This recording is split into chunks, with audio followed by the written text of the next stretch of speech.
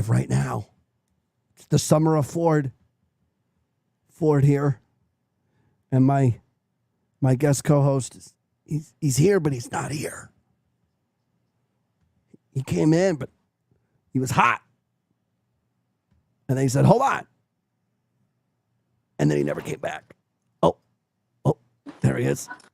All right, what about now? Okay, it's a little better. Yeah. All right, JCD, we're live. We're live right now. We're live. This is the Summer of Ford. Welcome to the show. Woo! We're gonna cover this debate. My cat is up here. She refused to be left out of the loft, and now she's just screaming. And the great presidential debate is happening tonight. As you could see, for those of you watching on YouTube, Rumble, and X, we have the debate on, and we are going to watch Kamala Harris and former President Donald Trump hammer it out. I think it's going to be more of a debacle than a debate, but here we are. JCD, what's up, bud? What's up, dude? You know, not a whole lot. Where are you I think it's going to be. Where it's going to be very. I'm in my dining room. It's going to be very low key. Okay. I think with the muted mics, it's going to be really cool, really low key, and I heard CNN at 6:00 projected her the winner already, so he's got to just not give them the nuclear moment, and if he doesn't do that, he could win the election tonight. But if he gives them the soundbite where he goes off and calls her this, that, or whatever, that's all they're going to harp on. If he stays the way he debated Biden, and the only thing he really said was, I can't understand what he said when there was that moment where Biden was completely incoherent. If he could stand to that, if he could stay on that path, he can wrap this thing up tonight.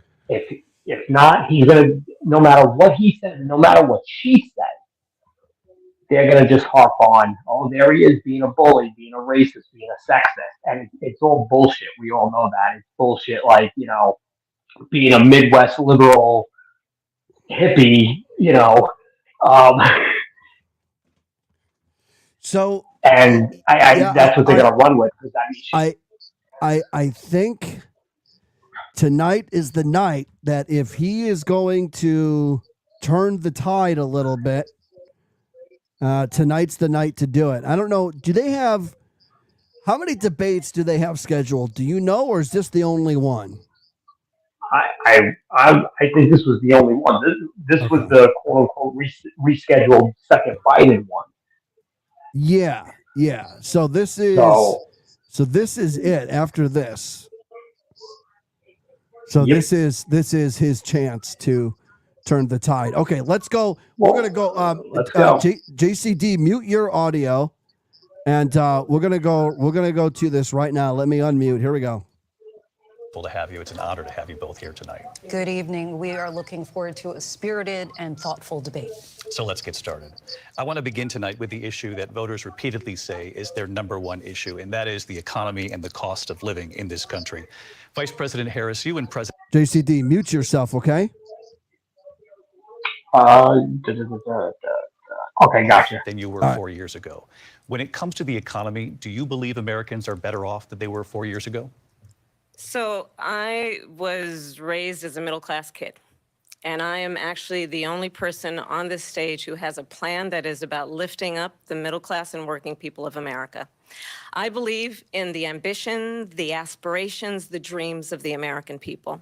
And that is why I imagine and have actually a plan to build what I call an opportunity economy. Because here's the thing. We know that we have a shortage of homes and housing. And the cost of housing is too expensive for far too many people. We know that young families need support to raise their children, and I intend on extending a tax cut for those families of $6,000, which is the largest child tax credit that we have given in a long time, so that those young families can afford to buy a crib, buy a car seat, buy clothes for their children. My passion. One of them is small businesses. My mother raised my sister and me, but there was a woman who helped raise us. We call her our second mother. She was a small business owner. I love our small businesses. My plan is to give a $50,000 tax deduction to start up small businesses, knowing they are part of the backbone of America's economy. My opponent, on the other hand, his plan is to do what he has done before, which is to provide a tax cut for billionaires and big corporations, which will result in $5 trillion to America's deficit. My opponent has a plan that I call the Trump's sales tax, which would be a 20% tax on everyday goods that you rely on to get through the month.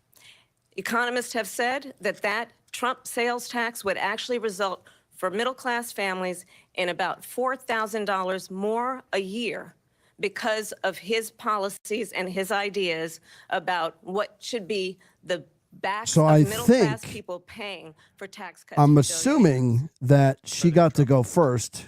First of Because- all, I have no sales tax. That's an incorrect statement. She knows. Yeah, she won the coin toss. We're doing Yeah. tariffs on other countries. So that means But he gets to talk that- last. Yeah, Yeah. exactly. 75 years pay us back for all that we've done for the world.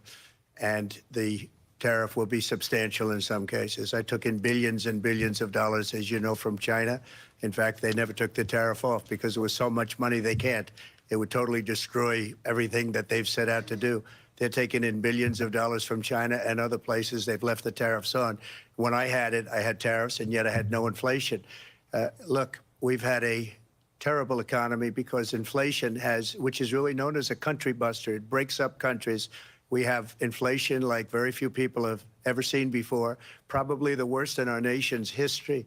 We were at 21%, but that's being generous because many things are 50, 60, 70, and 80% higher than they were just a few years ago. This has been a disaster for people, for the middle class, but for every class. On top of that, we have millions of people pouring into our country from prisons and jails, from mental institutions and insane asylums, and they're coming in and they're taking jobs that are occupied right now by African Americans and Hispanics. No, he's getting- and also unions. He's already, JCD, I think he's already fucking Now, himself. throughout the United States, you look at I don't know. So- I don't know so- about that. so I'll tell you why. they are taking over I wish- towns. They're taking I over wish that towns. he wouldn't Going in he violently. wouldn't have gone instantly into the talking points. Let into our country. Boom, let's just start hitting them with immigration and ba ba ba ba ba ba ba. Just You know what? I'll tell you why I'll tell you why he had to do this though. Because they're going to control the narrative on ABC. They're going to ask only certain questions. He may not get a chance to go down this road. So you know what? You got the opening. You got to take I it. would like to let Vice President Harris respond on the economy here. Well, I would love to. Let's talk about what Donald Trump left us. Donald Trump left us the worst unemployment since the Great Depression. Donald Trump left us the worst public health epidemic in a century.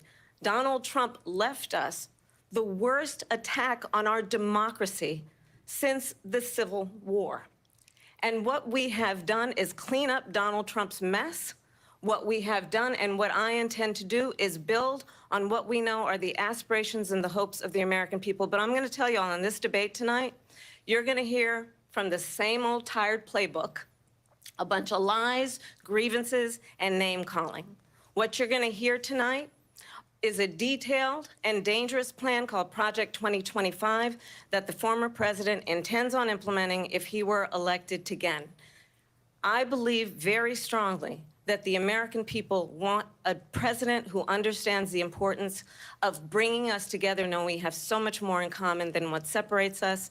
And I pledge to you to be a president for all Americans. President Trump will give you a minute here to respond. Number one, I have nothing to do, as you know, and as she knows better than anyone, I have nothing to do with Project 2025.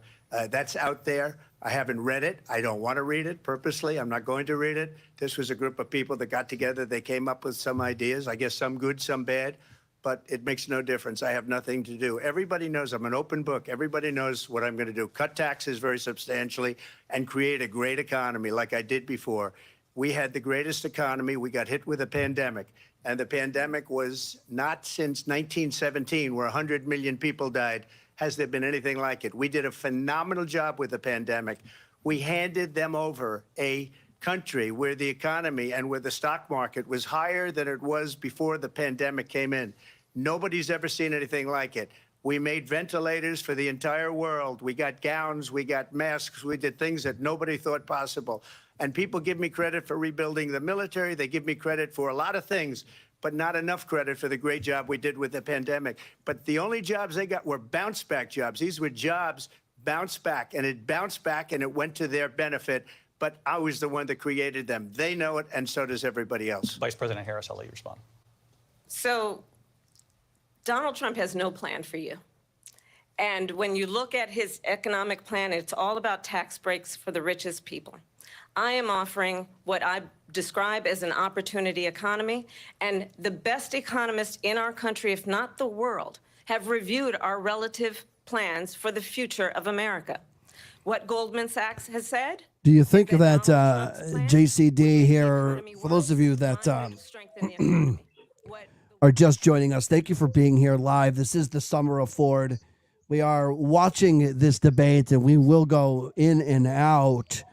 JCD is the my guest co-host with me tonight. As you guys know, there's a new guest co-host every night for these 5 nights of the Summer of Ford.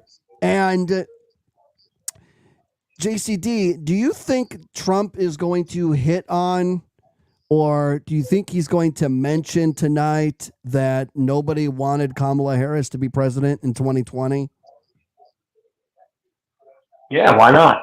Has to, right? You know, what she had, yeah. She was polling at 2%. There was no primary to put her in. Yeah, we totally mentioned that, you know. And he what he just did just now, and her response is where he has to go all night.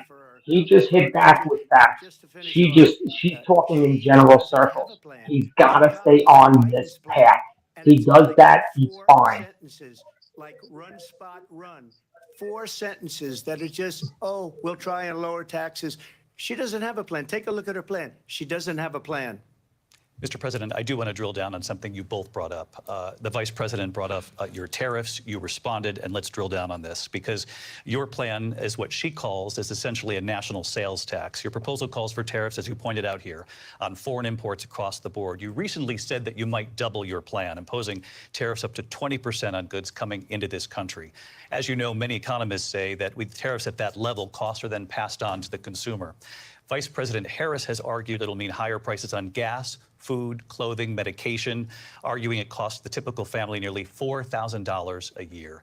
Do you believe Americans can afford higher prices because of tariffs? They're not going to have higher prices. What's going to have, and who's going to have higher prices, is China and all of the countries that have been ripping us off for years. I was the only president ever. China was paying us hundreds of billions of dollars, and so were other countries.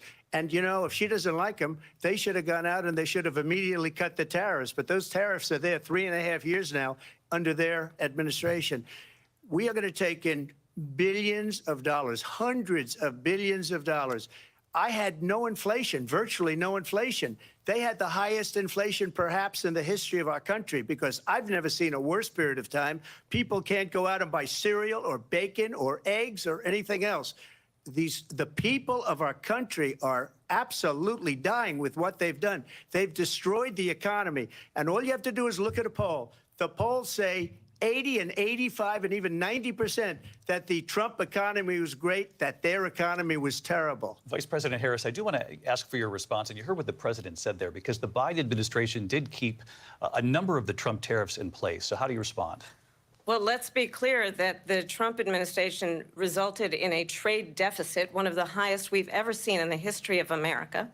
He invited trade wars. You want to talk about his deal with China? What he ended up doing is, under Donald Trump's presidency, he ended up selling American chips to China to help them improve and modernize. So the only thing that makes me scratch my head sometimes when I'm watching these debates, and I'm sure I'm not alone, is when they're rattling off these numbers and these figures, and we're just like, who do you believe?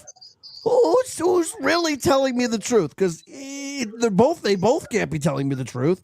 Somebody's got to be exaggerating. Now, I know Donald Trump talks a lot in hyperbole. Everything's the greatest. Everything's the best. I get that.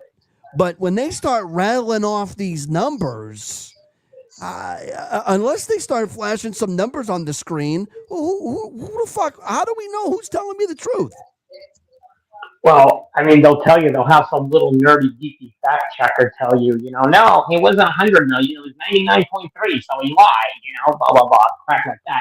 He must have been telling the truth, though, because even David Muir, who, man, if there's a guy that doesn't just define doom and gloom for everything, Muir just admitted that, yes, they kept the tariffs. Yeah. So obviously Trump told the truth there. This is what Trump needs to do. If my stuff was so bad, why didn't you change it? Why did you keep it? And that's what he did, and that was good. And she's got nothing. She's got that stupid laugh and that stupid smile, which means he's hitting. And this is what he needs to do.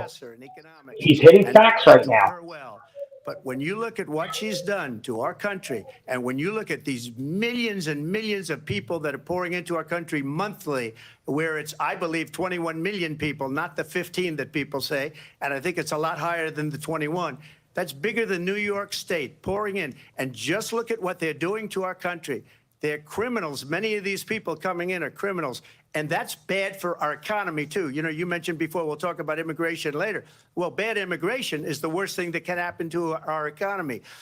They have, and she has, destroyed our country with policy that's insane. Almost policy that you'd say they have to hate our country. President Trump, thank you. Lindsay? I want to turn to the issue of abortion. President Trump, you've often touted that you were able to kill Roe v. Wade. Last year, you said that you were proud to be the most pro-life president in American history. Then last month, you said that your administration would be great for women and their reproductive rights. In your home state of Florida, you surprised many with regard to your 6-week abortion ban because you initially had said that it was too short. And you said, quote, I'm going to be voting that we need more than 6 weeks. But then the very next day, you reversed course and said you would vote to support the 6-week ban. Vice President Harris says that women shouldn't trust you on the issue of abortion because you've changed your position so many times. Therefore, why should they trust you? Well, the reason I'm doing that vote is because the plan is, as you know, the vote is, they have abortion in the 9th month. They even have, and you can look at the governor of West Virginia, the previous governor of West Virginia, not the current governor, who's doing an excellent job, but the governor before, he said the baby will be born and we will decide what to do with the baby. In other words, we'll execute the baby. And that's why I did that, because that predominates, because they're radical. The Democrats are radical in that. And her vice presidential pick, which I think was a horrible pick, by the way, for our country, because he is really out of it. But her vice presidential pick says abortion in the 9th month is absolutely fine. He also says execution after birth. It's execution, no longer abortion, because the baby is born, is okay. And that's not okay with me. Hence the hold vote. on, I'll let him go. But what I did is something for 52 years. They've been trying to get Roe v. Wade into the states. And through the genius and heart and strength of 6 Supreme Court justices, we were able to do that. Now, I believe in the exceptions for rape, incest, and life of the mother. I believe strongly in it. Ronald Reagan did also. 85% of Republicans do. Exceptions. Very important. But we were able to get it, and now states are voting on it. And for the first time, you're going to see, look, this is an issue that's torn our country apart for 52 years. Every legal scholar, every Democrat, every Republican, liberal, conservative, they all wanted this issue to be brought back to the states where the people could vote. And that's what happened. Now, Ohio, the vote was somewhat liberal.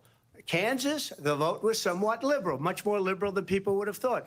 But each individual state is voting. It's the vote of the people now. It's not tied up in the federal government. I did a great service in doing it. It took courage to do it. And the Supreme Court had great courage in doing it. And I give tremendous credit to those 6 judges. I will say this. State in this country where it is legal to kill a baby after it's born. Madam Vice President, I want to get your response to. Hold on, I'll get it. I guess. Well, as I said, you're going to hear a bunch of lies, and that's not actually a surprising fact. Let's understand how we got here. Donald Trump hand-selected 3 members of the United States Supreme Court with the intention that they would undo the protections of Roe v. Wade.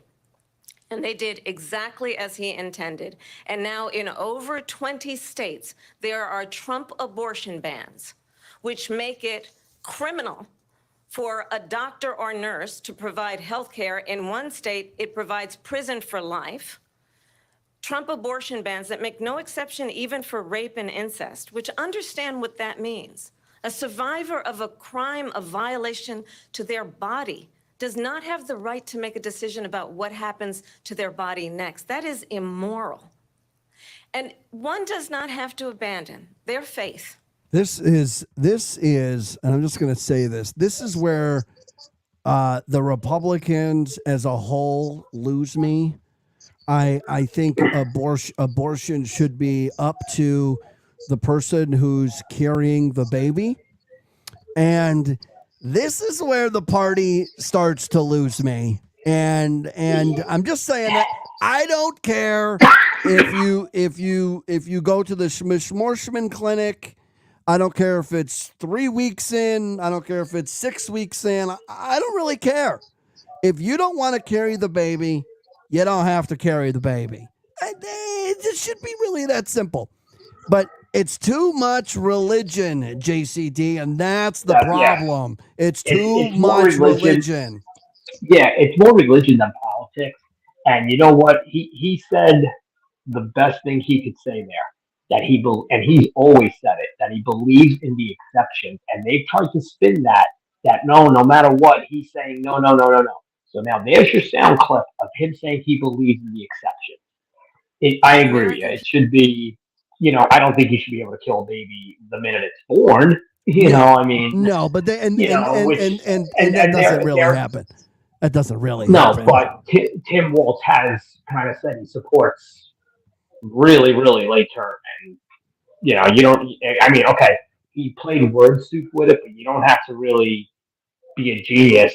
You can be Todd Rick and know what he's saying, The states are voting, and it may take a little time, but for 52 years, this issue has torn our country apart, and they've wanted it back in the states. And I did something that nobody thought was possible.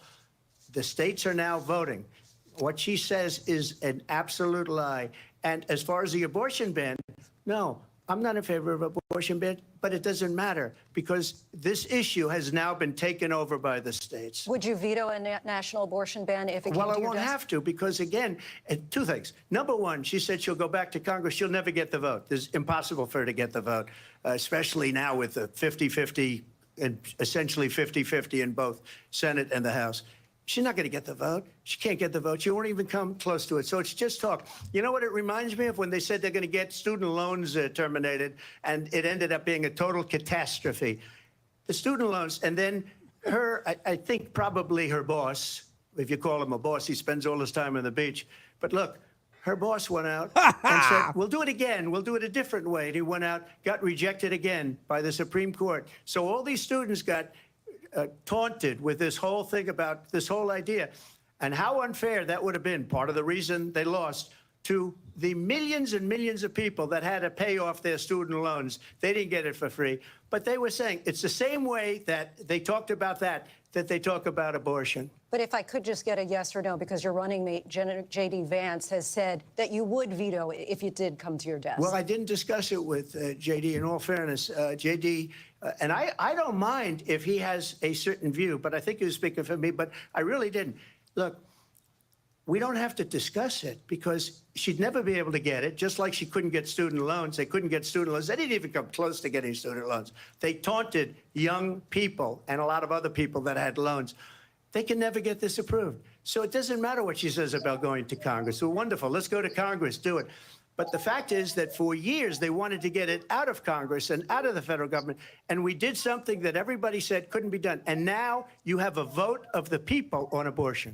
Vice President Harris, I want to give you your time to respond, but He I do needed want to to ask you, answer that. would you support any restriction? Yeah, he didn't really answer that at all. Give her the answer, even if it's a fantasy one. Just give her the answer, and that's what they're going to use against Yeah, them. and you know what? It's the same thing that happened in the first debate with the old man. They said, "Would you accept whatever is the result of the election?" And he refused to say yes. And it was like we were live doing a show, and I'm like, "Just say yes, just say yes, even if you don't mean it. Just say yes. You know that's what they want to hear. Give it to them." Yep. Jobs, who can barely afford childcare as it is, have to travel to another state to get on a plane sitting next to strangers to go and get the health care she needs. Barely can afford to do it, and what you are putting her through is unconscionable. And the people of America have not, the majority of Americans believe in a woman's right to make decisions about her own body, and that is why in every state where this issue has been on the ballot, in red and blue states both, the people of America have voted for freedom. Vice President Harris, Excuse me, I thank have you. to respond. Another lie. It's another lie. I have been a leader on IVF, which is fertilization. The IVF, I have been a leader. In fact, when they got a very negative decision on IVF from the Alabama courts, I saw the people of Alabama and the legislature 2 days later voted it in. I've been a leader on it. They know that, and everybody else knows it. I have been a leader on fertilization, IVF. And the other thing, you should ask, will she allow abortion in the 8th month, 9th month, 7th month? Come on. Okay, would you do that? Why don't you ask her that question? Why don't you answer the question? Would you because veto? under Roe v. Wade, Answer the question, would you veto? you could do abortions in the 7th He just month, got her the back. 8th month, the 9th That's month, not true. and probably.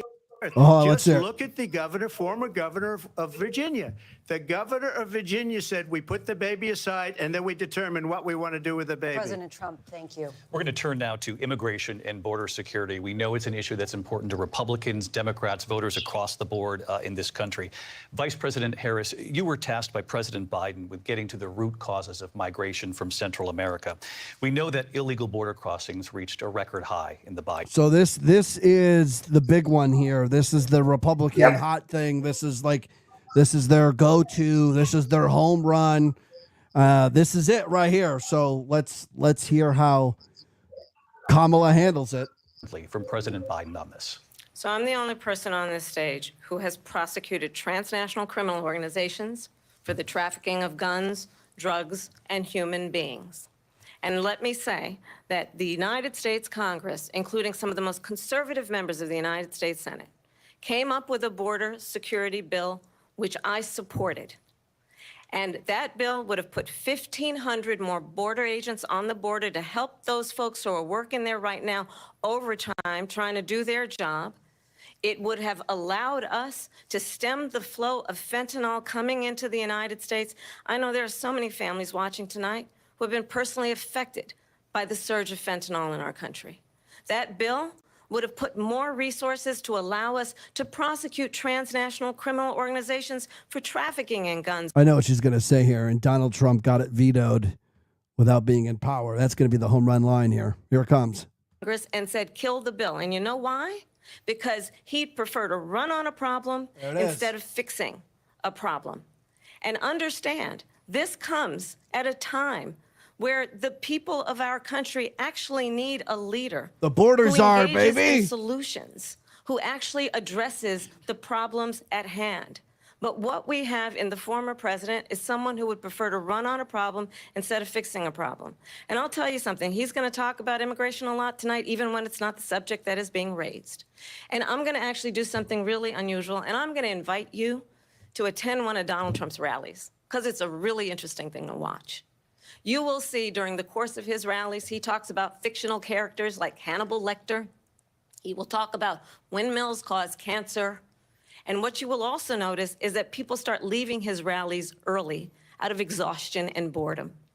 And I will tell you, the one thing you will not hear him talk about is you. You will not hear him talk about your needs, your dreams, and your desires.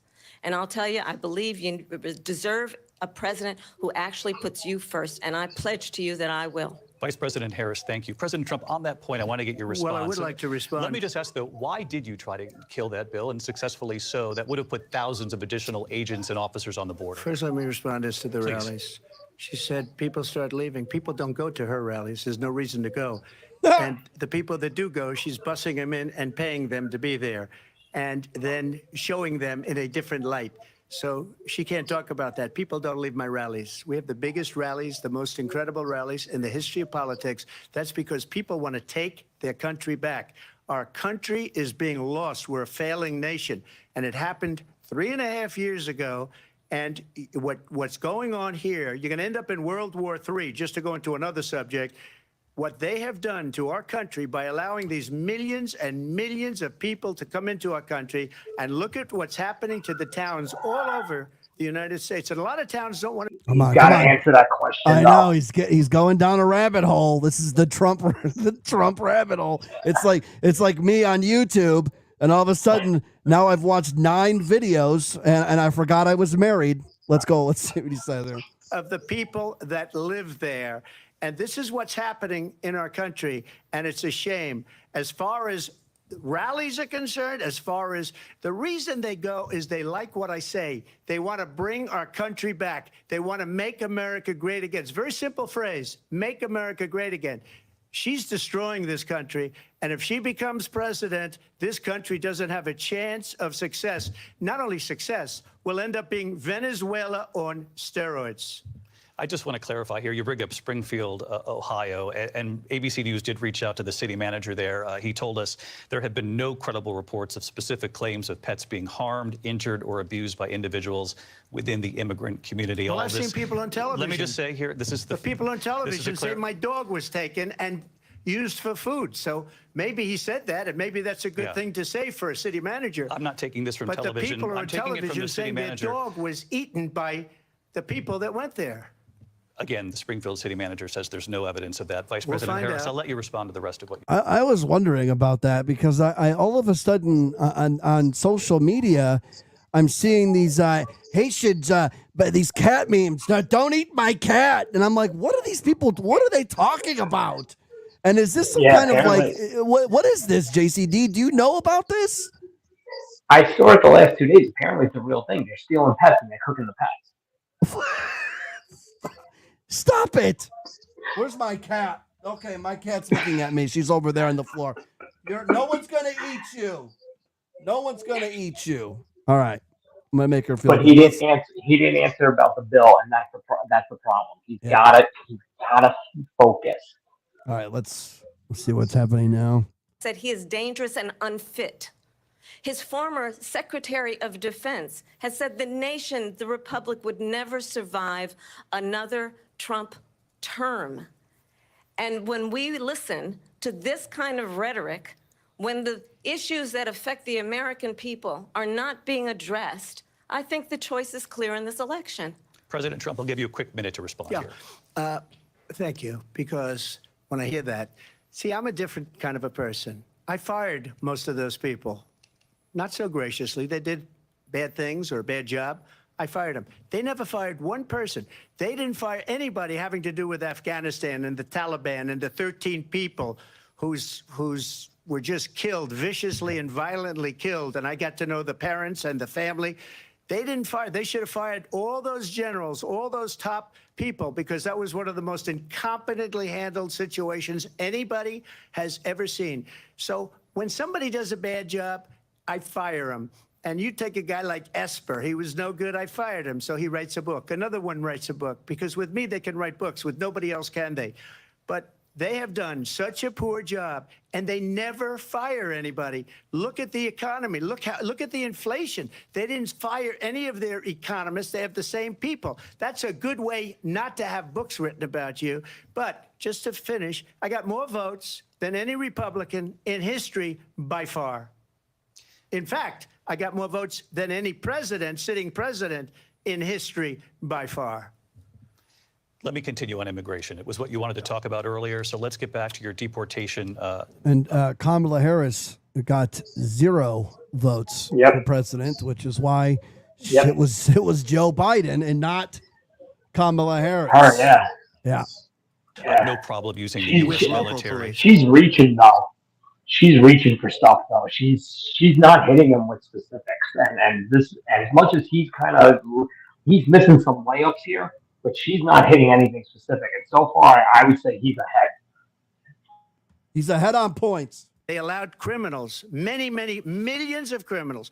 They allowed terrorists. They allowed common street criminals. They allowed people to come in, drug dealers to come into our country. And they're now in the United States and told by their countries like Venezuela, don't ever come back or we're going to kill. I think he hits a little too hard on this because I believe, and I could be wrong, but I believe there is data that they say shows that there hasn't been necessarily an increase in crime due to illegal immigrants. Now I know illegal immigrants have committed some gruesome crimes. No, I get that, but the overall data doesn't necessarily show that crime is skyrocketing. You know what the problem is? You look at, let's just say Oklahoma, where there's probably hardly any of them there. So that number is probably 0%. The problem is, you look at what's going on in New York City, and I'm in Staten Island, so I'm a little isolated from it. But you look what goes on in the city daily. You look at what goes on in Brooklyn daily. That number I see it online every day because everything I follow, you know what happens? everything So I you like take- is New York. So You take New York's big number and you merge it with Oklahoma's non-existent number, and then like North Dakota's non-existent number. When you put those three numbers together, it becomes smaller. So now, of course, well, no, it's only 13%. No, it's not. It's really 40% in New York, but you lump it in with 2 or 3 states that are at 0. So now you can turn that number much smaller. it's manipulating the numbers. Yeah. Of what is important about respect for the rule of law and respect for law enforcement. The former vice president called for defunding federal law enforcement, 45,000 agents, get this, on the day after he was arraigned on 34 felony counts. So let's talk about what is important in this race. It is important that we move forward, that we turn the page on this same old tired rhetoric and address the needs of the American people, address what we need to do about the housing shortage, which I have a plan for, address what we must do to support our small businesses, address bringing down the price of groceries. But frankly, the American people are exhausted with this same old tired playbook. Vice President Harris, thank you. Excuse me. Every one of those cases was started by them against their political opponent. And I'm winning most of them, and I will win the rest on appeal. And you saw that with the decision that came down just recently from the Supreme Court. I'm winning most of them. But those are cases, it's called weaponization. Never happened in this country. They weaponized the Justice Department. Every one of those cases was involved with the DOJ, from Atlanta and Fani Willis to the Attorney General of New York and the DA in New York. Every one of those cases. And then they say, oh, he's a criminal. They're the ones that made them go after me. By the way, Joe Biden was found essentially guilty on the documents case. And what happened in my documents case? They said, oh, that's the toughest of them all.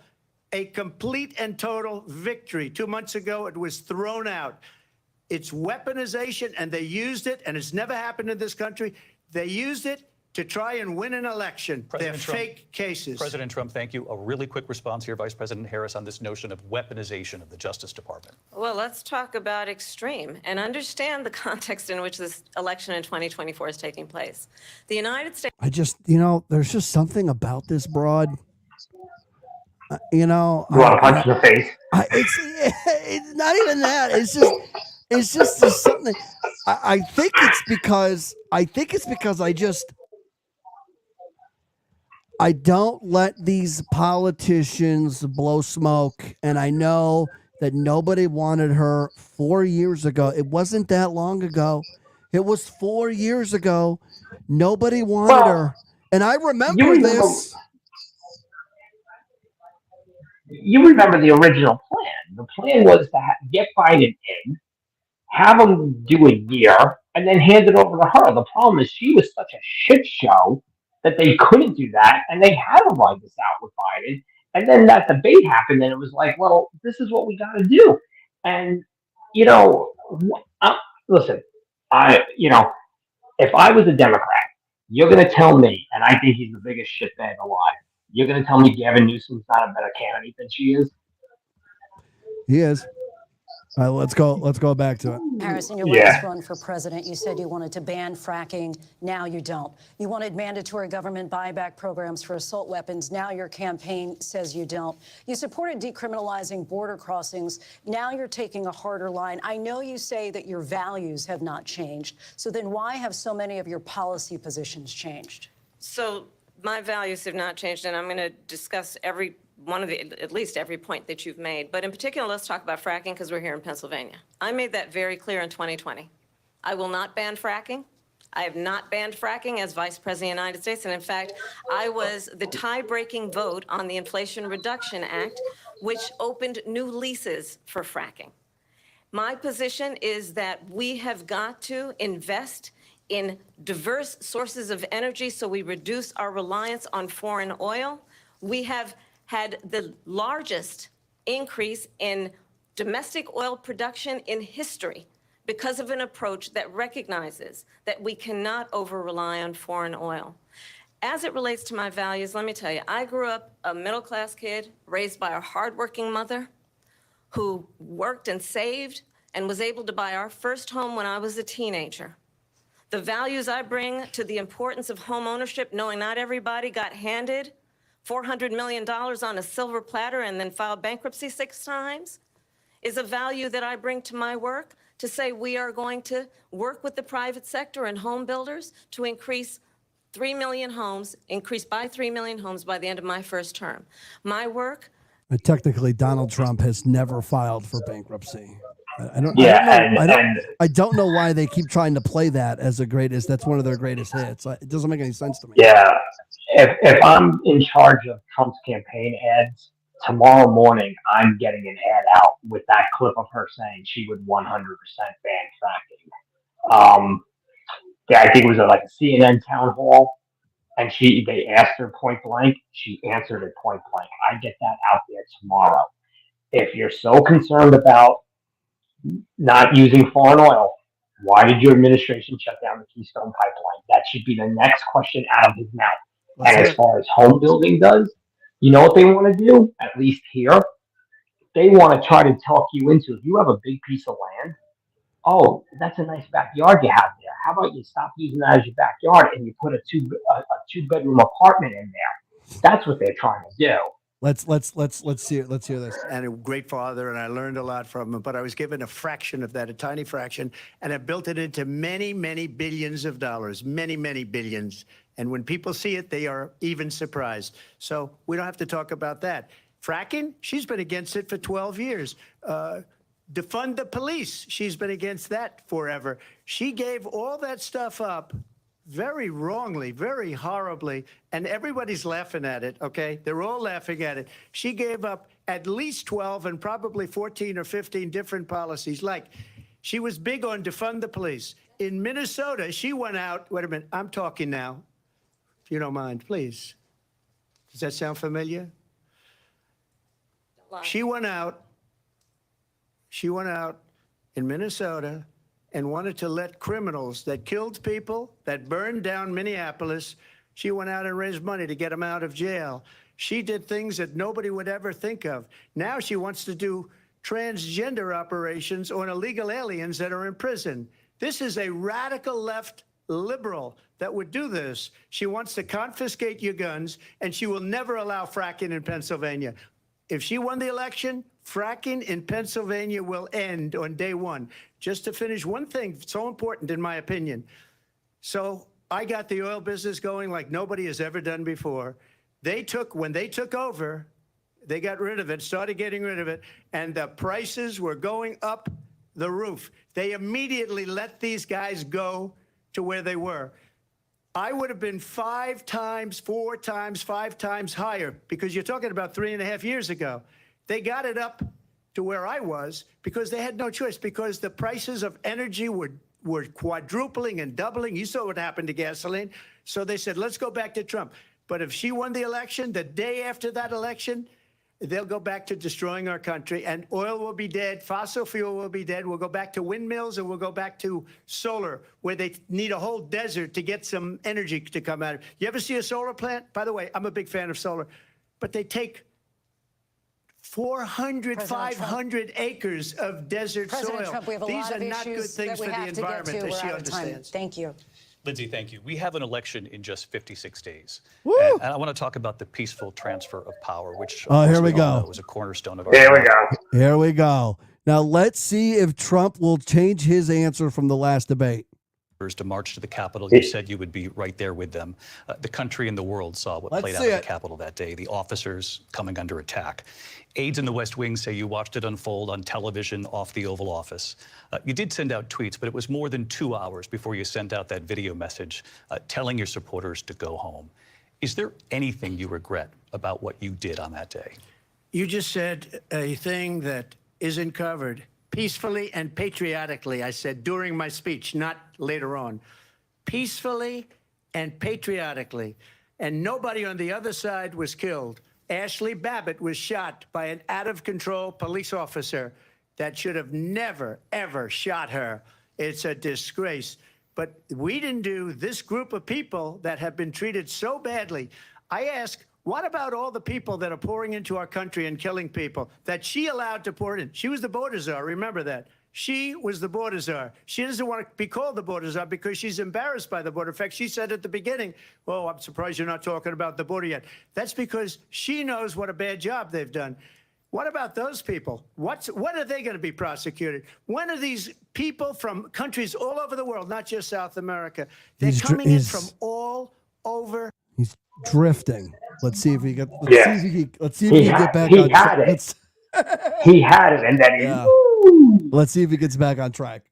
That burned down Minneapolis going to be prosecuted, or in Seattle. They went into Seattle. They took over a big percentage of the city of Seattle. When are those people going to be prosecuted? But let me just ask You might ask her that question. You were the president. You were watching it unfold on television. It's a very simple question as we move forward toward another election. Is there anything you regret about what you did on that day? Yes or no? I had nothing to do with that other than they asked me to make a speech. I showed up for a speech. I said, I think it's going to be big. I went to Nancy Pelosi and the mayor of Washington, D.C., and the mayor put it back in writing, as you know. I said, you know, this is going to be a very big rally or whatever you want to call it. And again, it wasn't done by me. It was done by others. I said, I'd like to give you 10,000 National Guard or soldiers. They rejected me. Nancy Pelosi rejected me. It was just 2 weeks ago. Her daughter has a tape of her saying she is fully responsible for what happened. They want to get rid of that tape. It would have never happened if Nancy Pelosi and the mayor of Washington did their jobs. I wasn't responsible for security. Nancy Pelosi was responsible. She didn't do her job. The question was about you as president, not about former Speaker Pelosi, but I do want Vice President Harris to respond here. I was at the Capitol on January 6th. I was the vice president-elect. I was also an acting senator. I was there. And on that day, the president of the United States, Here comes the hyperbole. Here it comes. to attack our nation's capital, to desecrate our nation's capital. On that day, 140 law enforcement officers were injured, and some died. And understand, the former president has been indicted and impeached for exactly that reason. But this is not an isolated situation. Let's remember Charlottesville, where there was a mob of people carrying tiki torches, spewing anti-Semitic hate. And what did the president then at the time say? There were fine people on each side. Let's remember that when it came to the Proud Boys, a militia, the president said, the former president said, stand back and stand by. So for everyone watching who remembers what January 6th was, I say, we don't have to go back. Let's not go back. We're not going back. It's time to turn the page. And if that was a bridge too far for you, well, there is a place in our campaign for you to stand for country, to stand for our democracy, to stand for rule of law, and to end the chaos, and to end the approach that is about attacking the foundations of our democracy because you don't like the outcome. And be clear on that point. Donald Trump, the candidate, has said in this election there will be a bloodbath if this and the outcome of this election is not to his liking. Let's turn the page on this. Let's not go back.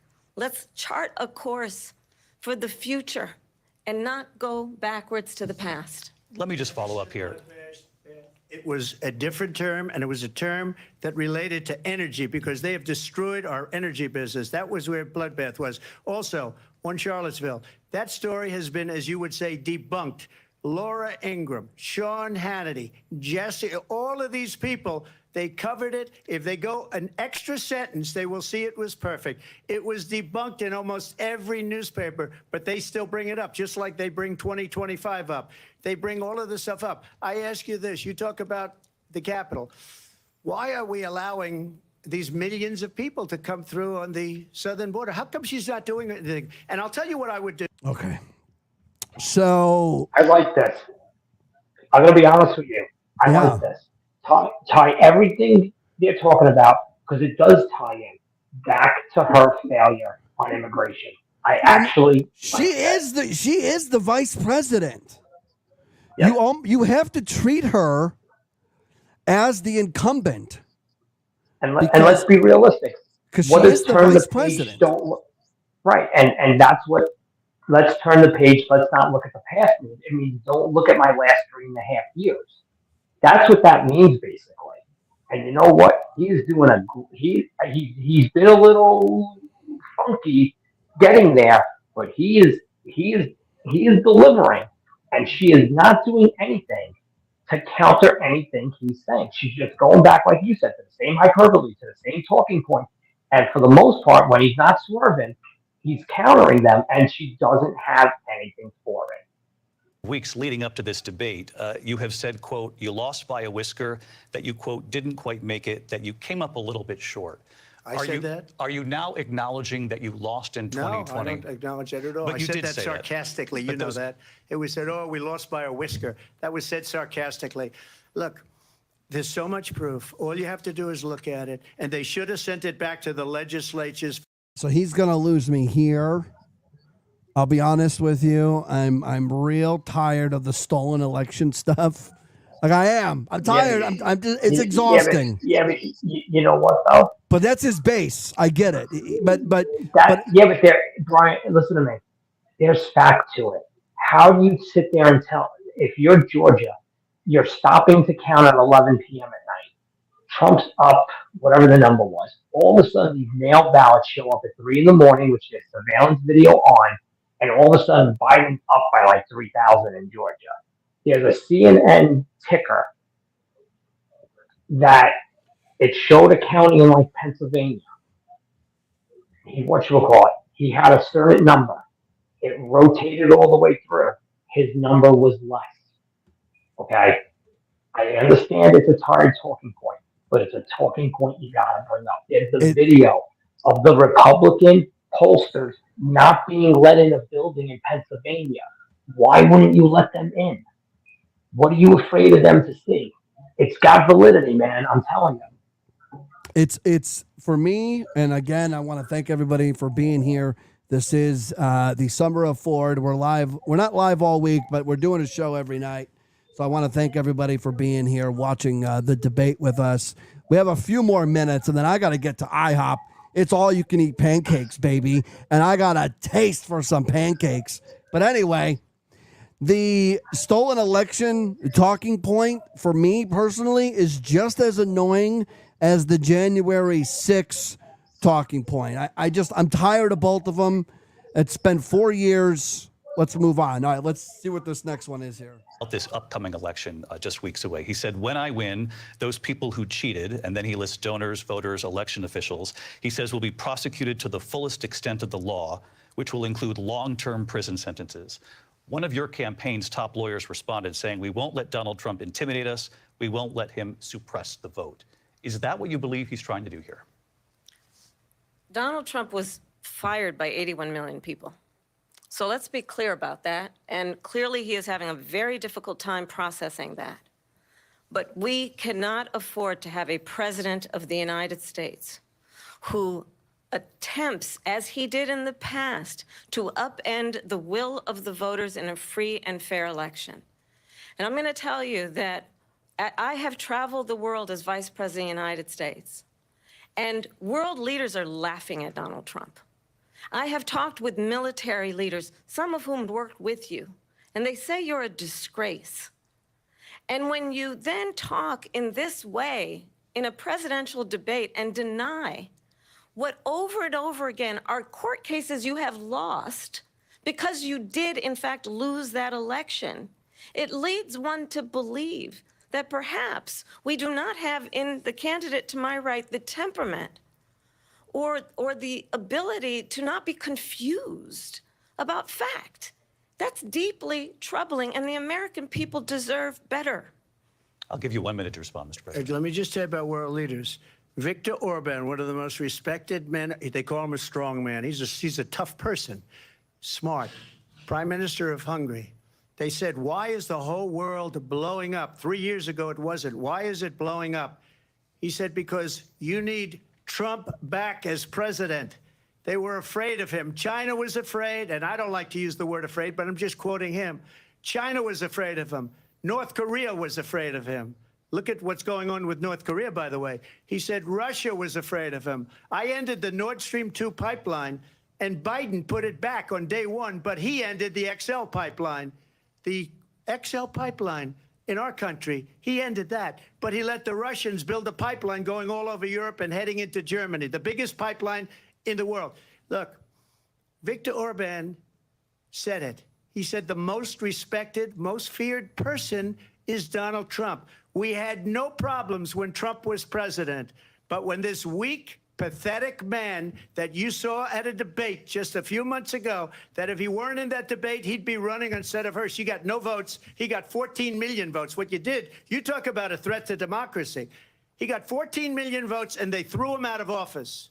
And you know what? I'll give you a little secret. He hates her. He can't stand her. But he got 14 million votes. They threw him out. She got 0 votes. And when she ran, she was the first one to leave because she failed. Yep. And now she's That's running. true. That's I don't true. understand it, but Mr. I'm President, okay with it Mr. because President, your time is I up. think we're Thank going to you. do very well. We've got a lot more to get to. Turning now Yes. to the Israel-Hamas war and the hostages who are still being held. Now, why aren't they going to let Kamala get a response back to getting no votes?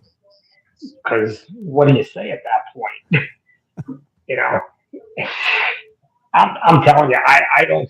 I mean, I know they're going to spin it every which way possible, but she did nothing.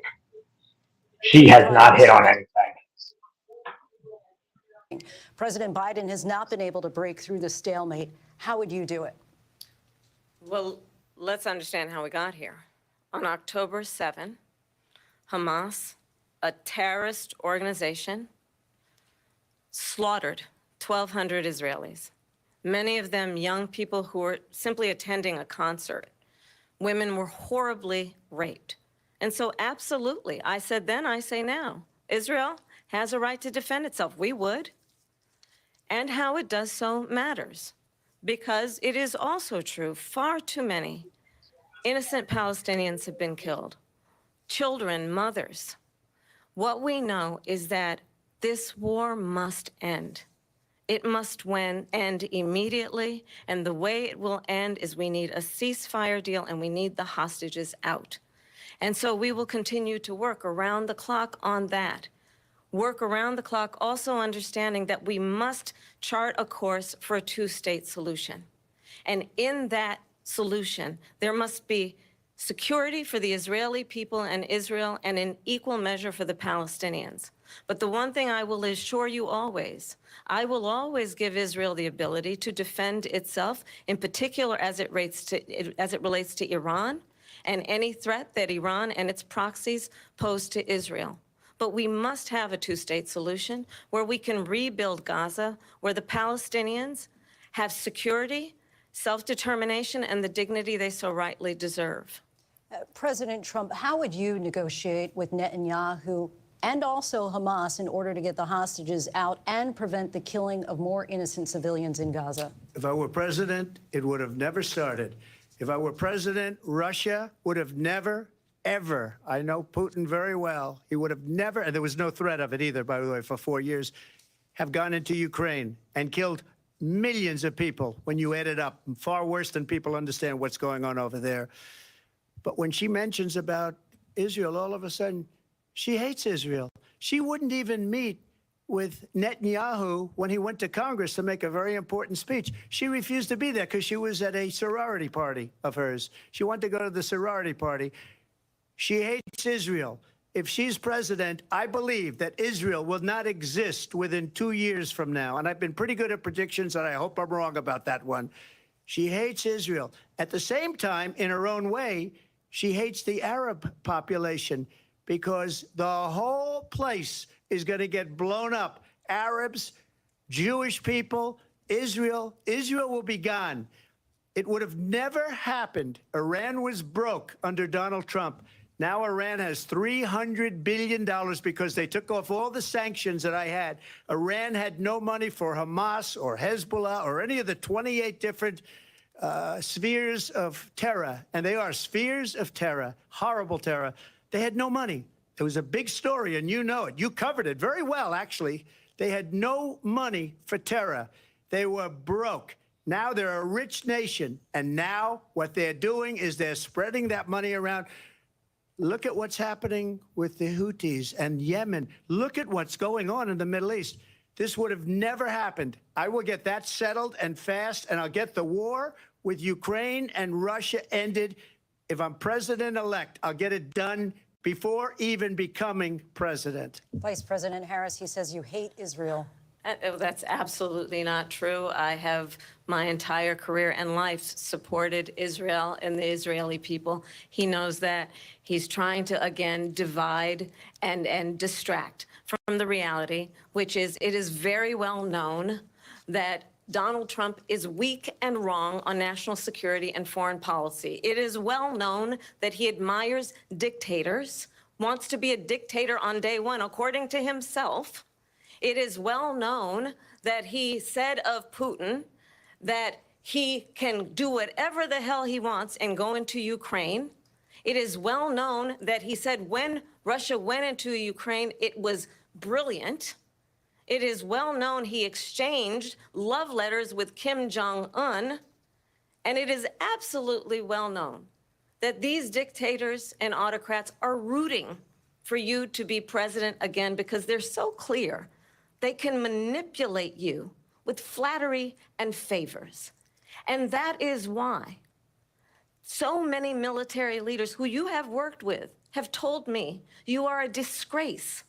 That is why we understand that we have to have a president who is not consistently weak and wrong on national security, including the importance of upholding and respecting in highest regard our military. Vice President Harris, thank you. They're the ones, and she's the one that caused it, that's weak on national security by allowing every nation last month for the year, 168 different countries sending people into our country. Their crime rates are way down.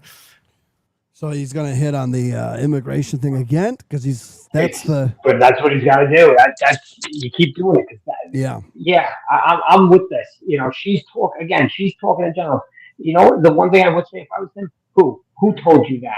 Call her out because anyone can say, "Oh, I spoke to somebody and they told me this." You know, and you know he's. You're a what'd she say? They said you're a disgrace. Yeah. Okay. Who said that? Disgrace. And she, you know, I will say this, you know, the last debate, because Trump's opponent before, the guy who got the votes, he was old, senile. They told us he was fine. No, just a bad night, just a little off. He's good. She told us he's doing the job. He's great. He runs the country every day. So I will say this. I will give Kamala Harris some credit here tonight. She is fighting back. And because she's 60 years old and not 80 years old, she's able to do it in a manner where she's got a little fire, she's got a little husva, she's got some charisma here tonight. And I will give her credit. She is firing back on him. She's firing back with the same stuff, like you said, the January 6th and the Charlottesville and and these quote unquote general statements, but she's not hitting him with anything new. You know what I'm saying? The people that hate Trump and aren't going to vote for him know all the stuff Harris has said tonight. The people that support Trump know that that's all just bullshit and talking points. She has not come out with anything new that's going to turn somebody that's pro-Trump to be like, well, wait, I never knew that. Maybe I changed my mind. That's where she's failing. She's fighting back, but she's firing back with the same stuff. I could turn around and say, Ford, I spoke to somebody who thinks you're a horrible show host. Yeah. Somebody's in general. That's Yeah. different than saying, hey, Ford, I think Todd Rick's show sucks. That's being specific. Yeah. That's the difference. I understand. And she's not doing that, and she's not flipping anybody tonight. Who's she flipping tonight? Let's be real. She's not flipping anybody. Yeah, I think Trump needs to continue to hit on. She got no votes 4 years ago. Her own party didn't want her to be the nominee. She got struck down. She was one of the first people to bow out. I think it was December of 2019. She was out of the race. I think he needs to hit more on that because this is a whether you vote for the Republicans or for the Democrats, it was a coup to get rid of Joe Biden. Yeah. And Pelosi was in on it. They were all in on it. So let's not be naive. Let's not be naive. Speaking of Pelosi, to go back to January 6th, he nailed that perfectly because it is true. He offered Mariel Browser the officers. She said no. Pelosi, her own daughter sandbagged her. So, that's true. If anything, he might have and that video did come out. They finally acknowledged the video is real of him telling people to go home and not, do anything and this and that. So he's kind of taken, actually, the January 6th argument and kind of chopped it down. He hasn't eliminated it, but he's chopped it down to a lot smaller thing than what the original talking points were to it a couple of years ago, which I think is a win for him because, you keep bringing up January 6th. The Bowser thing has come out, the Pelosi thing's come out since. How much more do you want him to do, So I think he's kind of killed the January 6th narrative finally on a national stage, which I think will help. Like I said, he's been a little wavy tonight, but he's still on that path. And she's just in that thing she does where she talks in circles. She talks in circles. And like I said, if I was someone in charge of this campaign as tomorrow, I would get that clip of her saying she'd ban fracking immediately, and I would get her, with the bail fund that she set up for the rioters in Minnesota. I would get her with all that stuff. And you know what? Because those are things she cannot deny. She can talk all the crap she wants. She cannot deny it. And, let me ask you this. This is going to be a little prediction here. In 2020, Trump got 74,223,000. Let's just call it 74 million. Do you think he gets more or less, over or under 74 million this year? Over. Right. Over. I think he flirts with it with probably 77, 78. And I think she'll carry California and New York. She probably comes in. They'll probably float her number so it doesn't look as embarrassing. They'll probably float her at like 72, 73. So Biden, just for those of you who don't remember, Biden got 81 million. Allegedly. Yeah. What's crazy is he got the most votes in the history of presidential elections. Either more than Obama. More than Obama. By a lot. By 11, 12 million. Yeah, I was going to say, Obama coming out like 68, right? That was his high. 69.5. Yeah, All yeah. right, let's go. There's Let's no go back. way. Yeah. Let's hear what this is. Let's go back to it. And further into other countries. You have said you would solve this war in 24 hours. You said so just before the break tonight. How exactly would you do that? And I want to ask you a very simple question tonight. Do you want Ukraine to win this war? I want the war to stop. I want to save lives that are being uselessly, people being killed by the millions. It's the millions. It's so much worse than the numbers that you're getting, which are fake numbers. Look, we're in for 250 billion or more because they don't ask Europe, which is a much bigger beneficiary to getting this thing done than we are. They're in for $150 billion less because Biden and you don't have the courage to ask Europe like I did with NATO. They paid billions and billions, hundreds of billions of dollars when I said, either you pay up or we're not going to protect you anymore. So that's maybe one of the reasons they don't like me as much as they like weak people. But you take a look at what's happening. We're in for 250 to 275 billion. They're into 100 to 150. They should be forced to equalize. With that being said, I want to get the war settled. I know Zelensky very well, and I know Putin very well. I have a good relationship, and they respect your president, okay? They respect me. They don't respect Biden. How would you respect him? Why? For what reason? He hasn't even made a phone call in 2 years to Putin, hasn't spoken to anybody. They don't even try and get it. That is a war that's dying to be settled. I will get it settled before I even become president. If I win, when I'm president-elect, and what I'll do is I'll speak to one, I'll speak to the other, I'll get them together. That war would have never happened. And in fact, when I saw Putin after I left, unfortunately left because our country has gone to hell. But after I left, when I saw him building up soldiers, he did it after I left, I said, oh, he must be negotiating. It must be a good, strong point of negotiation. Well, it wasn't, because Biden had no idea how to talk to him. He had no idea how to stop it. And now you have millions of people dead, and it's only getting worse, and it could lead to World War III. Don't kid yourself, David. We're playing with World War III, and we have a president that we don't even know if he's... Where is our president? We don't even know if he's a president. And just to clarify they here... threw him out of a campaign like a dog. We don't even know. Is he our president? But we have a president, Mr. President, that doesn't know true. he's alive. Your time is up. That's true. Just to clarify in the question, Okay. do you believe it's in the U.S. best interest for Ukraine to win this war, yes or no? I think it's the U.S. best interest to get this war finished and just get it done. All right. Negotiate a deal, because we have to stop all of these human lives from being destroyed. I want to take this to Vice President Harris. I want to get your thoughts on support for Ukraine in this moment, but also as Commander-in-Chief, if elected, how would you deal with Vladimir Putin, and would it be any different from what we're seeing from President Biden? Well, first of all, it's important to remind the former president, you're not running against Joe Biden, you're running against me. I believe the reason that Donald... Well, mainly because we kicked him the fuck out. Yeah, but you know what? He is running against us because she represents his policies. Yeah. Yeah. A few days before Russia invaded, tried through force to change territorial boundaries, to defy one of the most important international rules and norms, which is the importance of sovereignty and territorial integrity. And I met with President Zelensky. I shared with him American intelligence about how he could defend himself.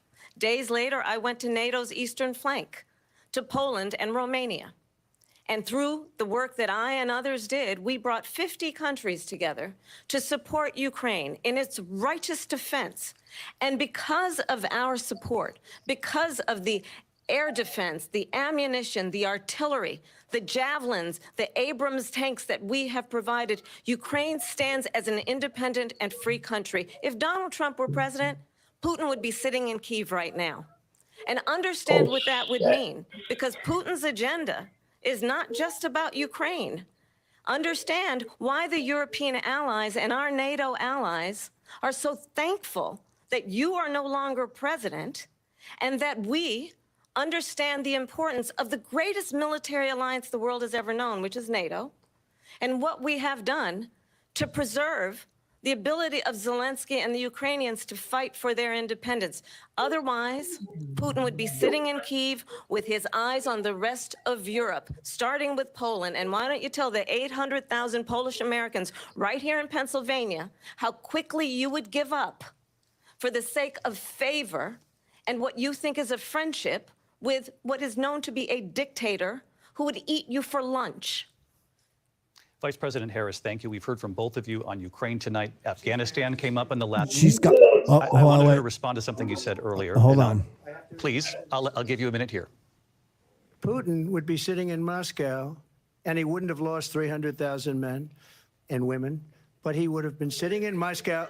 Quiet, please. He would have been sitting in Moscow, much happier than he is right now. But eventually, you know, he's got a thing that other people don't have. He's got nuclear weapons. They don't ever talk about that. He's got nuclear weapons. Nobody ever thinks about that. And eventually, maybe he'll use them, and maybe he hasn't been that threatening, but he does have that. Something we don't even like to talk about. Nobody likes to talk about it. But just so you understand, they sent her to negotiate peace before this war started. 3 days later, he went in and he started the war because everything they said was weak and stupid. They said the wrong things. That war should have never started. She was the emissary. They sent her in to negotiate with Zelensky and Putin, and she did. And the war started 3 days later. And that's the kind of talent we have with her. She's worse than Biden. In my opinion, I think he's the worst president in the history of our country. She goes down as the worst vice president in the history of our country. But let me tell you something. She is a horrible negotiator.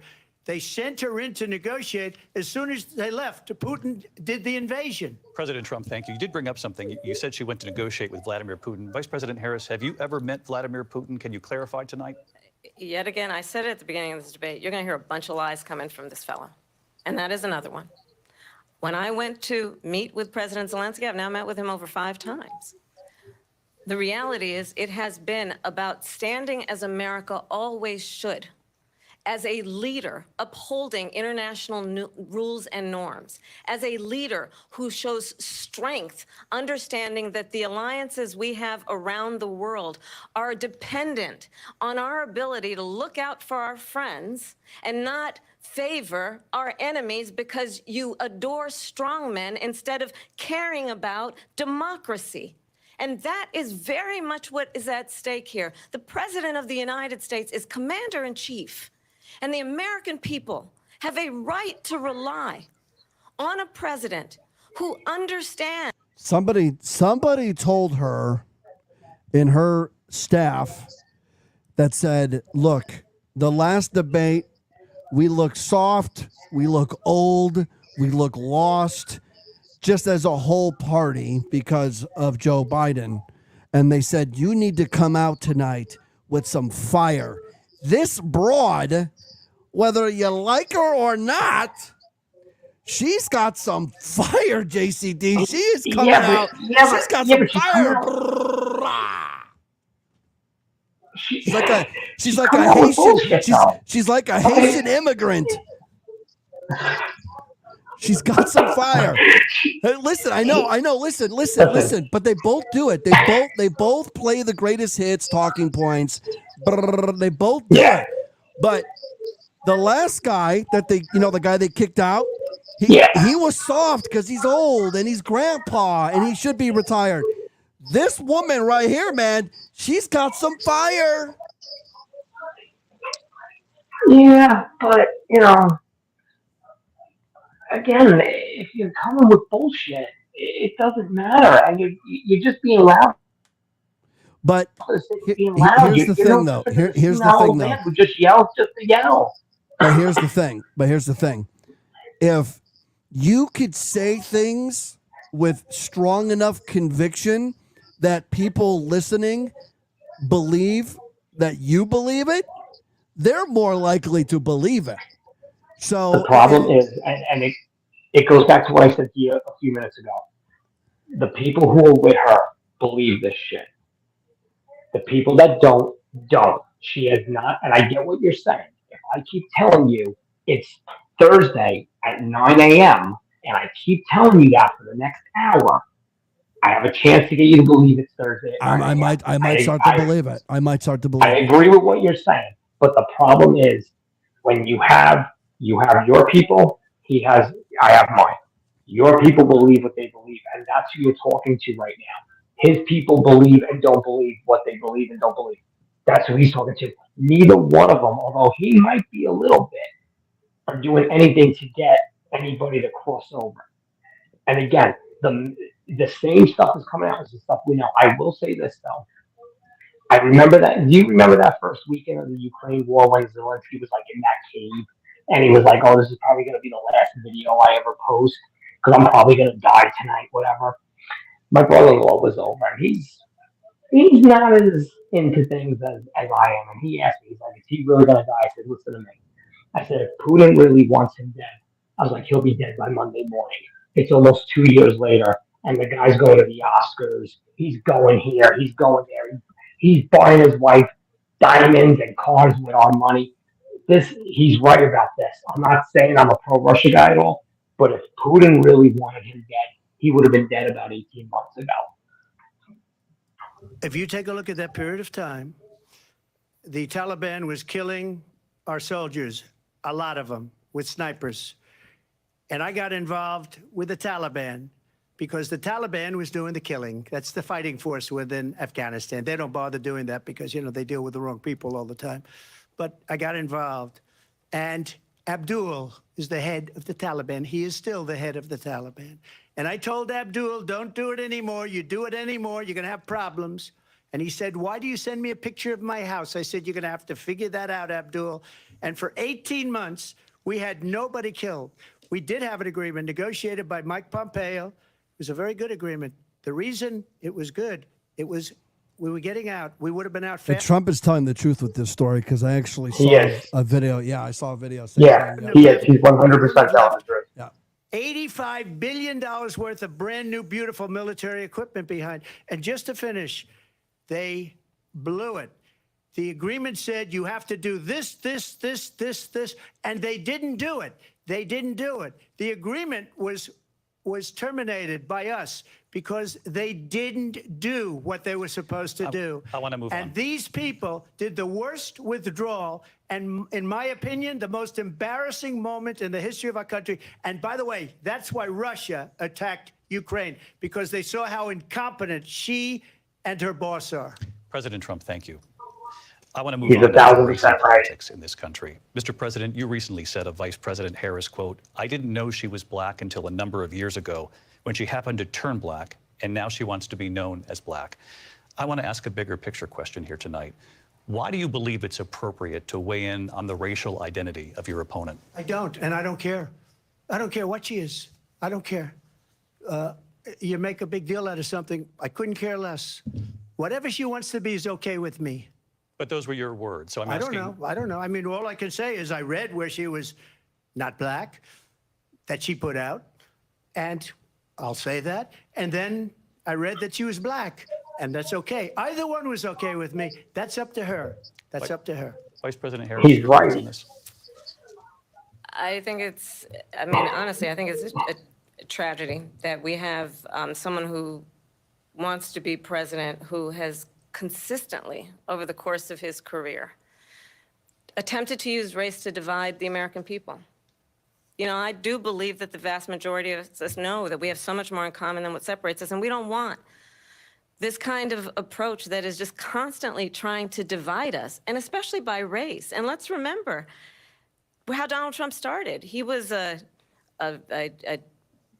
he owned buildings, and he was investigated because he refused to rent property to black families. Let's remember, this is the same individual who took out a full-page ad in the New York Times calling for the execution of 5 young black and Latino boys who were innocent, the Central Park 5. Took out a full-page ad calling for their execution. This is the same individual who spread birther lies about the first black president of the United States. And I think the American people want better than that. want better than this. Tell the Jennifer Hudson story. Want someone who understands, as I do, I travel our country. We see in each other a friend. We see in each other a neighbor. We don't want a leader who is constantly trying to have Americans point their fingers at each other. I meet with people all the time who tell me, can we please just have discourse about how we're going to invest in the aspirations and the ambitions and the dreams of the American people? Knowing that No one tells regardless her that. of people's color or the language their grandmother speaks, we all have the same dreams and aspirations and want a president who invests in those, not in hate and division. Vice President Harris, thank you. Lindsay? President Trump, this is now your third time. This is the most divisive presidency in the history of our country. There's never been anything like it. They're destroying our country, and they come up with things like what she just said. Going back many, many years, when a lot of people, including Mayor Bloomberg, agreed with me on the Central Park Five, they admitted, they said, they pled guilty. And I said, well, if they pled guilty, they badly hurt a person, killed a person ultimately. And if they pled guilty, then they pled, we're not guilty. But this is a person that has to stretch back years, 40, 50 years ago, because there's nothing now. I built one of the greatest economies in the history of the world, and I'm going to build it again. It's going to be bigger, better, and stronger. But they're destroying our economy. They have no idea what a good economy. I was hoping that he would have said it's going to be bigger, better, and blacker. And I think that would have changed the whole scope of this thing. He's winning by a landslide if he says bigger, better, and blacker. I'm just saying. But they're saying, even though his numbers amongst black voters are low, they're still at a level where it's good enough for him to win. Like, they're low, but they're not as low as like normal Republican candidates are. Mm-hmm. And between that and the Hispanic, they're saying like he's still gonna, even if he just keeps the numbers where they are, basically as long as he doesn't drop an N-bomb between now and November, he'll keep those numbers, and they think that's gonna quietly be enough for him to win. Like, you know, she tells those stories. How come she never tells the Jennifer Hudson story? When her brother got killed, he put her and her family up. Last time I checked, not that it matters, but Jennifer Hudson's black. Her family's black. If he hated black people the way she says he does, he would have never done that to them. And she's also the same fraud who had CNN do an Asian profile on her when she was put in as vice president about AAPI. So he's right. She's like, I'm gonna go down this road. She's like another fraud. That is about allowing people to pursue what has been fleeting in terms of the American dream by offering a help with down payment of $25,000 down payment assistance for first-time home buyers. That's the kind of conversation, I believe, David, that people really want tonight, as opposed to a conversation that is constantly about belittling and name-calling. Let's turn the page. Vice President and move Harris, forward. thank you. Let's turn to policy. President Let's Trump, turn back we to have policy. to move on. President Trump. Let's turn to policy, She please. has a plan to defund the police. She has a plan to confiscate everybody's gun. President Trump, she we has do a have to plan move to on to not other allow issues. fracking in Pennsylvania or Gotta anywhere stop else. talking. That's what her Come plan on, is Don. until Come on, justice. Donald. I just need Lindsay, to go ahead. respond because Trump, the President former Trump. president has said No, I'm something sorry. twice that I need to No, respond to. I'm sorry. We're going to move on, Vice President Harris. President Trump, this is now your third time running for president. You have long vowed to repeal and replace the Affordable Care Act, also known as Obamacare. You have failed to accomplish that. You now say you're going to keep Obamacare, quote, unless we can do something much better. Correct. Last month, you said, quote, we're working on it. So tonight, 9 years after you first started running, do you have a plan, and can you tell us what it is? Obamacare was lousy health care, always was. It's not very good today. And what I said, that if we come up with something, and we are working on things, we're going to do it, and we're going to replace it. But remember this. I inherited Obamacare because Democrats wouldn't change it. They wouldn't vote for it. They were unanimous. They wouldn't vote to change it. If they would have done that, we would have had a much better plan than Obamacare. But the Democrats came up. They wouldn't vote for it. I had a choice to make when I was president. Do I save it and make it as good as it can be, never going to be great, or do I let it rot? And I felt I had an obligation, even though politically it would have been good to just let it rot and let it go away. I decided, and I told my people, the top people, and they're very good people. I have a lot of good people in that administration. We read about the bad ones. We had some real bad ones too, and so do they. They have really bad ones. The difference is they don't get rid of them. But let me just explain. I had a choice to make. Do I save it and make it as good as it can be, or do I let it rot? And I saved it. I did the right thing. But it's still never going to be great, and it's too expensive for people. And what we will do is we're looking at different plans. If we can come up with a plan that's going to cost our people, our population, less money and be better health care than Obamacare, then I would absolutely do it. But until then, I'd run it as good as it can be run. So just a yes or no, you still do not have a plan? I have concepts of a plan. I'm not president right now.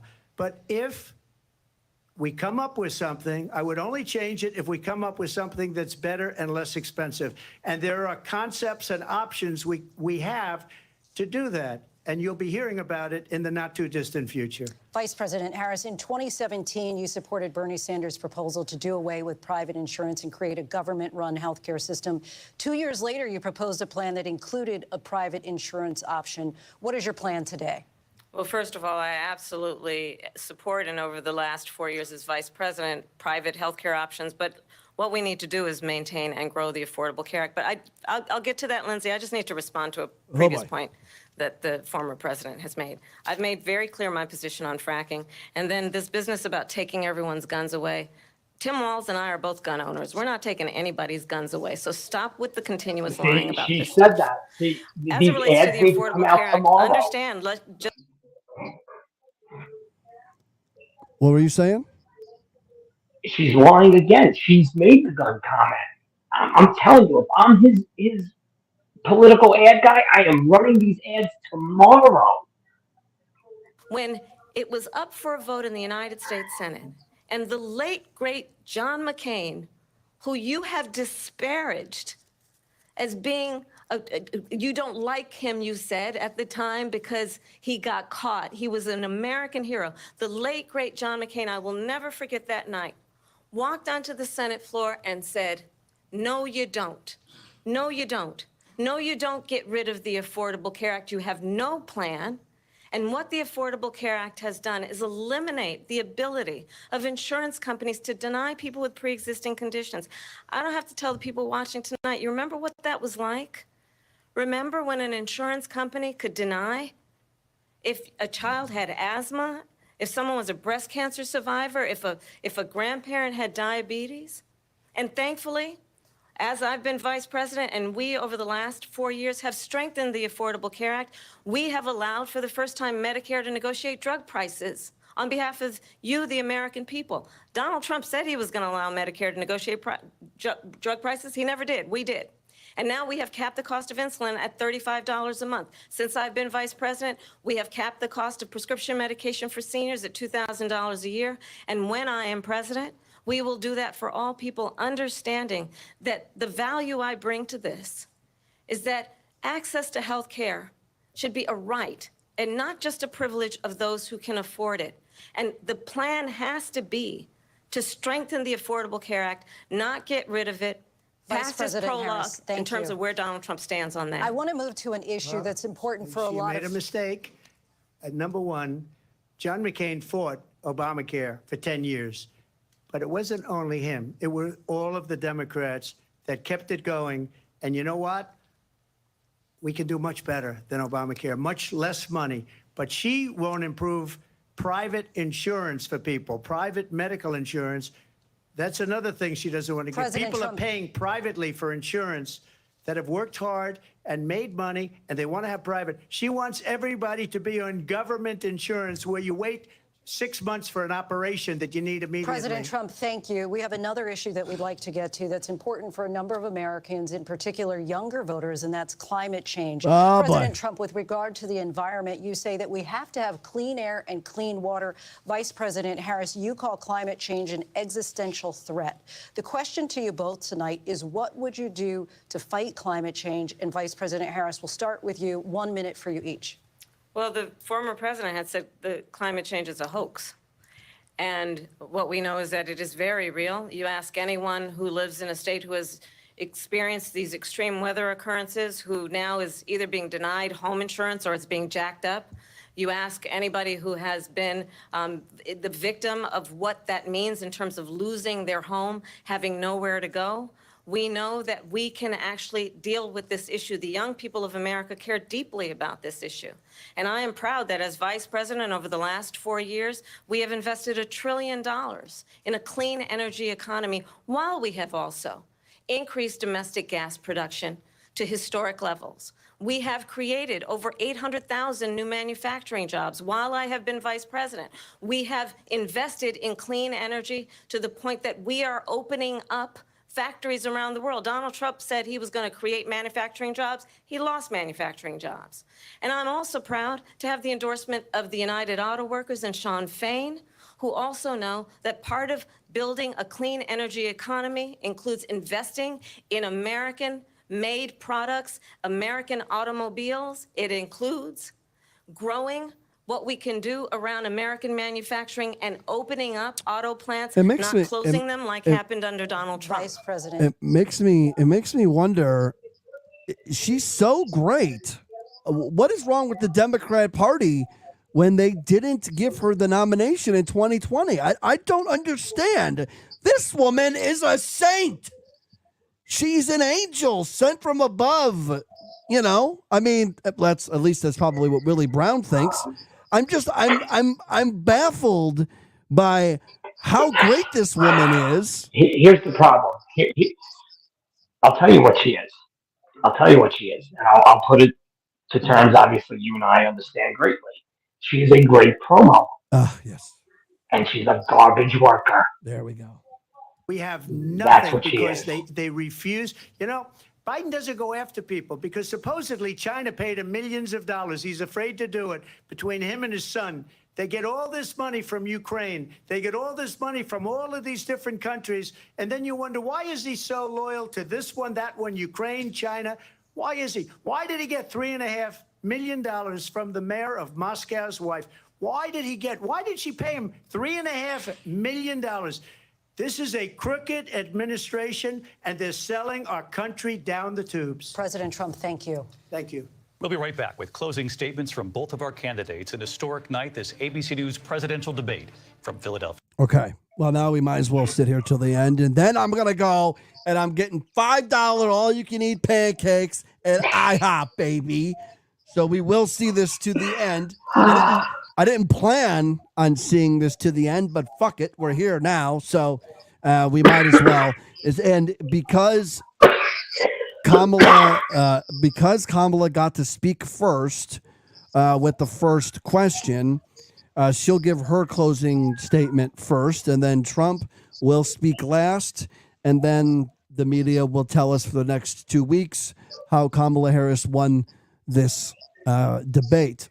Now, whether she wins or not is up for debate, and I'm sure the right's going to say their guy won, and the left is going to say that their woman won, and that's fine, because really at the end of the day, what matters most is the fraction of the people out there who are still undecided on whether or not they're going to vote for Donald Trump or they're going to vote for Kamala Harris. He's up supposedly 8 points nationally. I saw something before I came on, 53-45. He wins Pennsylvania, Arizona, Georgia, Florida, Ohio. She wins Michigan, Wisconsin. I think his numbers at almost 280. I mean, I don't see where she flipped anybody tonight. She didn't. I mean, yes, you're right. She came out with like she had an M80 up her ass. Okay, that's great, especially shot out of a cannon, baby. Yeah, especially after the last disaster. But the problem is, and CNN's going to cover for her, MSNBC is going to cover for her, ABC, CBS, they're going to all cover for her. The problem is, again, and I know I said this a couple of different times tonight, but I just feel like it was even for him too. But it was okay for him to do it, and she needed a little more. It's the same shit. She did not come out with anything that was like, oh my God, I never knew that. You know, oh my God, wow, you know what? That changes my mind. She did not have that moment tonight. And I think that's what she needed. You know, and he actually, like I said, being able to cut the January 6th narrative down a degree, I think that's a win for him. The fact that she has said the fracking stuff, the gun stuff, all this stuff that's on record, it's one thing to talk about things that he said in the past, but remember, she has also said stuff in the past. And there's video of that. If I was Trump's, like I said, if I was Trump's campaign ad guy, I'm putting together ads and I'm running the clip of her saying, "Oh, I would not end fracking," and then come back to that CNN town hall. I would absolutely cut fracking. Saying, "Oh, I don't want your guns." Go back to her. We're coming for your gun. I would run all that stuff because you know what? There are people that know, and you said at the beginning, he exaggerates things, and everybody knows that. With him, at least you know what you're getting. You know, if he tells you it's 10 million, it's probably 7. You know, but with her, now he got her in some talking points where he could turn around and say, and ABC, I'm surprised actually did this a little tonight with the whole, well, you said A, then you said B, now you're saying C, which is it? He's got her on that because, you know, she's run this thing like, you know, I'm not that, but you are, you know. I mean, the immigration thing was a home run. I think that's the thing. Like I said, you know, it's one thing if you live in Oklahoma or North Dakota or, you know, Tupelo, Mississippi, where you don't see shit from it. But when you're in New York, you're in California like you're in Chicago, and you see these big droves, it's good to focus on it. You know, the fact that he mentioned the Afghanistan withdrawal being botched so many times, that's important because you got those families that are all coming out in support of him last week with those videos on X, whatever, this and that. You know, those people, you know, that represents the military. Her talking in, you know, generals, oh, I spoke to people who don't like you. Okay, cool. You know, So he's been able to hit I with will more say specifics than she has. I will say this because I think they're going to get ready. They're going to be coming back here any second. I will tell you this, boy. I wonder what was paid. You see how many Joker 2 commercials have run during this thing? Holy! Every commercial break. Yeah, right. Joker 2. Holy Go see shit. it. Yeah. All right, here we go. Let's hear it. This is the end. It sounds like we're wrapping this up here, and Kamala Harris is going to give her closing argument, I guess. President Harris, we begin with you. Get ready for a hand motion. So I think you've heard tonight 2 very different visions for our country. There she goes. One that is focused on the future, and the other that is focused on the past, and an attempt to take us backward. But we're not going back. And I do believe that the American people know we all have so much more in common than what separates us. And we can chart a new way forward. And a vision of that includes having a plan, understanding the aspirations, the dreams, the hopes, the ambition of the American people, which is why I intend to create an opportunity economy, investing in small businesses, in new families, in what we can do around protecting seniors, what we can do that is about giving hardworking folks a break and bringing down the cost of living.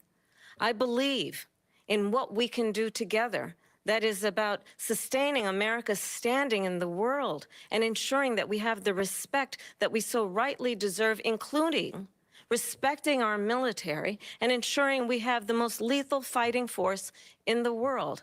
I will be a president that will protect our fundamental rights and freedoms, including the right of a woman to make decisions about her own body and not have her government tell her what to do. I'll tell you, I started my career as a prosecutor. I was a DA, I was an attorney general, a United States senator, and now vice president. I've only had one client, the people. And I'll tell you, as a prosecutor, I never asked a victim or a witness, are you a Republican or a Democrat? The only thing I ever asked them, are you okay? And that's the kind of president we need right now. Someone who cares about you and is not putting themselves first. I intend to be a president for all Americans and focus on what we can do over the next 10 and 20 years to build back up our country by investing right now in you, the American people. Vice President Harris, thank you. President Trump? So she just started by saying she's going to do this, she's going to do that, she's going to do all these wonderful things. Why hasn't she done it? She's been there for 3.5 years. They've had 3.5 years to fix the border. They've had 3.5 years to create jobs and all the things we talked about. Why hasn't she done it? She should leave right now, go down to that beautiful White House, go to the Capitol, get everyone together and do the things you want to do, but you haven't done it and you won't do it because you believe in things that the American people don't believe in. You believe in things like we're not going to frack. We're not going to take fossil fuel. We're not going to do things that are going to make this country strong, whether you like it or not. Germany tried that, and within 1 year, they were back to building normal energy plants. We're not ready for it. We can't sacrifice our country for the sake of bad vision. But I just ask one simple question. Why didn't she do it? We're a failing nation. We're a nation that's in serious decline. We're being laughed at all over the world. All over the world, they're laughed. I know the leaders very well. They're coming to see me. They call me. We're laughed at all over the world. They don't understand what happened to us as a nation. We're not a leader. We don't have any idea what's going on. We have wars going on in the Middle East. We have wars going on with Russia and Ukraine. We're going to end up in a third world war, and it'll be a war like no other because of nuclear weapons, the power of weaponry. I rebuilt our entire military. She gave a lot of it away to the Taliban. She gave it to Afghanistan. What these people have done to our country, and maybe toughest of all, is allowing millions of people to come into our country. Many of them are criminals, and they're destroying our country. The worst president, the worst vice president in the history of our country. President Trump, thank you. And that is our ABC News presidential debate from here in Philadelphia at the National Constitution Center. I'm Lindsay Davis. And I'm David Muir. Thank you for watching here in the U.S. and all over the world, and from all of us here at ABC. Thank you, David Muir. Okay. So, JCD, I'll let you give one last final statement.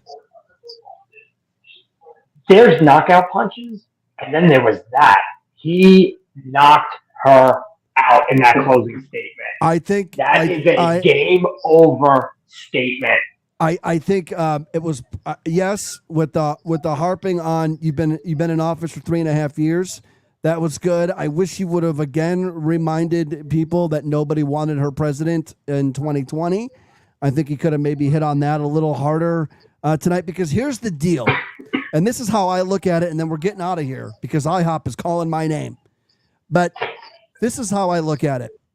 When they have these debates and they talk about these numbers and billions and millions and gazillions, none of us can see that watching it. None of us could even relate to that. None of us could, those numbers. But you know what they can relate to? When you tell us nobody wanted you 4 years ago. When they tell us that she's been in office for 3.5 years and has done none of these things, that people can see. So I think that he should have harped a little more on that, but be that as it may, look, at the end of the day, I can see that. At the end of the day, my cat's still alive. No Haitians have eaten my cats, so I'm going to go eat some pancakes. The Summer of Ford continues tomorrow when Nate's makes his triumphant return here. We're going to do a show tomorrow night. I'll have it up tomorrow night. I want to thank JCD. Thank you for coming on. You were here for a lot longer than I thought we were going to be on, almost 2 hours. I want to thank everybody for hanging out. I hope we did a good job. I hope we made you laugh. And I'll leave you with this. JCD, I do want to ask you one question, but I'm going to ask you this question. I just want just the answer, okay? Nothing else. But I will add this. Had Trump earlier said we're going to build America back bigger, better, blacker, I think he wins the election in a landslide. But let me ask you this, JCD. Gun to your head, as Mike Francesa used to always say, gun to your head, the greatest sitcom in American history is what? Gun to my head.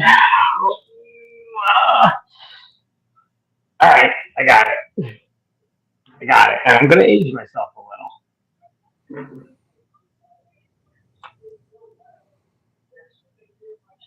Cheers? Good night, jabroni marks without a life that don't know if it's a work when you work a work and work yourself into a shoot. Marks. See ya!